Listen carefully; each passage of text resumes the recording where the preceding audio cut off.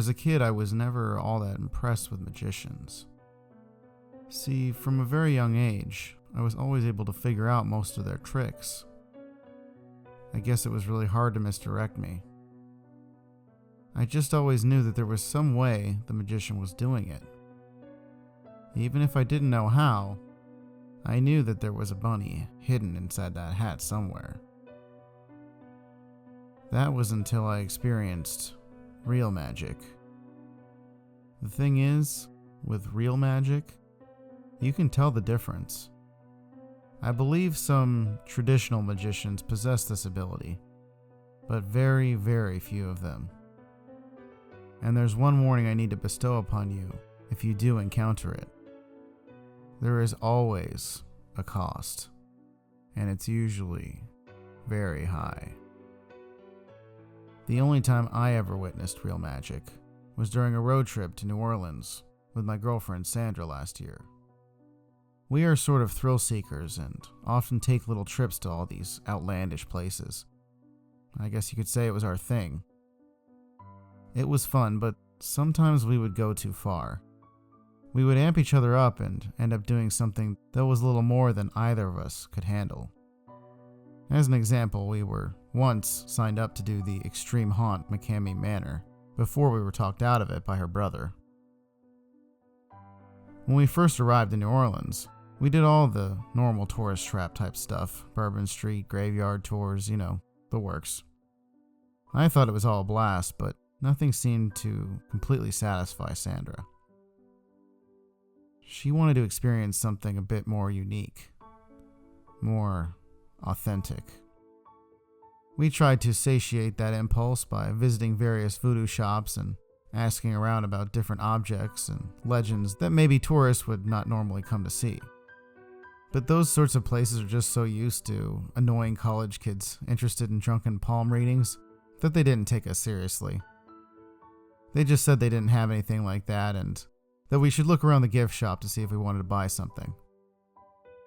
That was until we arrived at a place called Bone Daddy's Palace. When we walked in, we were immediately bombarded with the intense aroma of musk. You could tell this was definitely one of the lesser visited shops in the French Quarter, just by how old and unkempt everything was. The entrance had a lot of things that looked similar to what most of the other places had. At the back, though, there was this doorway with a sign that said, "No photos allowed." Intrigued, we headed in that direction. There was a man back there on the phone. We overheard him saying some things to the person on the other end that were pretty disturbing. He was saying things like, "Calm down. What exactly have you been experiencing? When did it begin?" As if there was a terrified person on the line who had bought something cursed from him. Sandra knew this was the guy we needed to talk to. So after he got off the phone, she immediately went to chat with him. He seemed more desperate for business than I had even initially thought. He looked a bit like Tim Curry with a tux and well-groomed goatee, and when Sandra brought up that we wanted to find something authentic in New Orleans, his eyes lit up. He apparently had just the thing. But of course, it was expensive. There was a private ferry that he could charter for us, which belonged to a friend of his. I was a little freaked out by that. It sounded maybe a little bit too real. But I was still on board as long as Sandra was. He also mentioned that there would be another family joining us, which I guess calmed me down a little bit. So later that night at around 9, we showed up at these docks off of the Mississippi River. There was a family of 3 waiting there, a father, mother, and 10-year-old boy. Which we were both a little weirded out by the fact that there was a kid, but the family did appear to be adventurous. So again, we kind of looked past it. The river that night was dark and obscured by a heavy mist. A guy in his early 20s hurriedly pulled his bicycle up to the dock. We were thinking he was just another person for the tour, but then he pulled boat keys out of his pocket. "Howdy folks, I'm Kyle.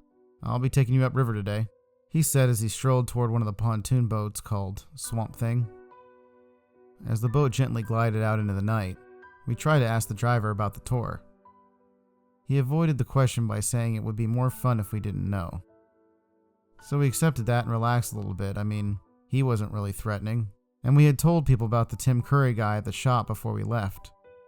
So if they were trying to pull something on us, it wasn't very intelligent. He eventually drove us from the wide part of the river into a smaller little canal. After winding through these dark woods, it came up to a small wooden dock, which sat in front of a quaint 2-story house nestled in the forest. "I'll be out here waiting for you all when your show's over," Kyle said casually. I was growing a little annoyed and decided to finally get some answers from him. "Hey man, what show? What is this place?" I asked a bit aggressively. "It's just a classic New Orleans magic show, okay?" he replied. "A magic show? Really?" I looked at Sandra, and she seemed as annoyed as me. "Yep, and he's just going to do one trick. But I'll tell you what, no one has ever asked for their money back." The little kid in the group ran past me, as excited as could be, his parents chasing behind. Kyle then turned away, shrugged his shoulders, and pulled out a cigarette. He then turned up some weird AM talk show station and tuned out. Pretty disappointed, but without any other options, Sandra and I began to hike up the path towards the house. As we approached the front door, we saw a man standing there, not saying a word. He was wearing a top hat and a suit, and had his face painted white and like a skull. The front door was wide open and led to a stage that was set up in the living room. We walked in and sat down next to that family. The man slowly walked back inside, then surprisingly jumped up on stage and pounded his feet down. "I am Edward the Enchanter, and this is magic." Sandra rolled her eyes so hard I didn't think they would come back out. The man then approached the group and asked for a volunteer. The kid raised his hand, of course. He was brought up on stage and sat down in a little wooden chair. The magician took out a blindfold and wrapped it around the kid's eyes. Then he began to wave his wand in the air. Things immediately began to get spooky after that.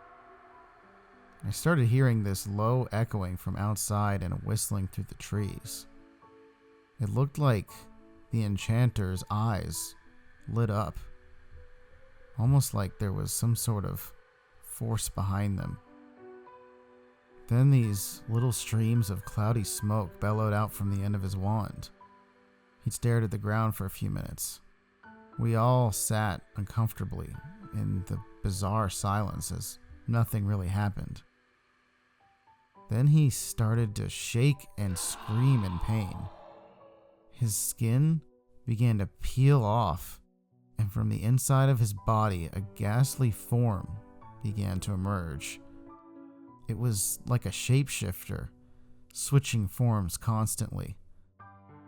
One second it looked like a giant lizard, then like some kind of demented human-sized rat. But finally it stopped, taking on the form of this giant, disturbing bunny rabbit with these long white teeth. Even Disney World couldn't make costumes that believable. I wanted to run, but was too terrified to move. Then the magician took off his hat and held it next to the kid. These sharp-toothed demons began to swirl out from it, snapping and biting at the air. Then the child screamed and was sucked back into the hat. And we looked to our side, and the parents faded away as well. Looking back on it now, something tells me that the family was never actually there to begin with, and that they were just some sort of ploy to make us feel comfortable. The rabbit gazed at us with these vacant black eyes and a grin that will haunt my nightmares forever. I can't remember if it was me or Sandra who tried to run first, but before I knew it, we were trying to open the front door. It would not budge though, and it wasn't locked. We turned back to the magician, knowing that if we were going to leave, he would have to allow us. Then the hideous man-sized rabbit began to slowly step towards us, the wood creaking with every step. He then lifted up his hand and raised one finger. I knew what this meant. He only wanted one of us. But before I even had the chance to react, Sandra looked at me and mouthed the words, "I'm sorry." Then she stepped forward, offering herself. I screamed and lunged forward, trying to stop her, but then realized I couldn't even move a muscle. The rabbit then stepped towards her and put his hat on her head.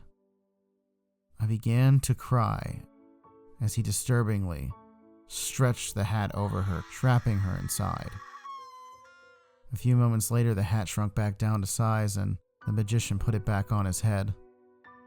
He then casually walked toward the front door, lifted his hand and opened it without even touching the handle. After he was out of sight, I once again was able to move. I ran outside and looked everywhere for him, but he was nowhere to be found, and the boat was gone as well. I quickly contacted the police and they searched the house, the woods, everywhere around the property. They just kept telling me, though, that it hadn't been lived in for years, but I knew that wasn't true. The investigation continued for months. As for Bone Daddy's Palace, well, the guy we met never worked there. I met the owner and he was an old man who looked nothing like him and claimed to have not hired any employees in years. The same went for the college boat driver named Kyle. No record of him either. Were they actually real? Was it some kind of crazy illusion? I don't know.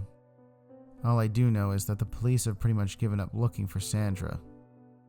So till this day, I'm having to keep up the investigation. Yet I don't follow up with the normal leads. I've been taking a more supernatural angle, and I know that eventually I'll find real magic again. That's the only way. The only way that I will ever see Sandra again.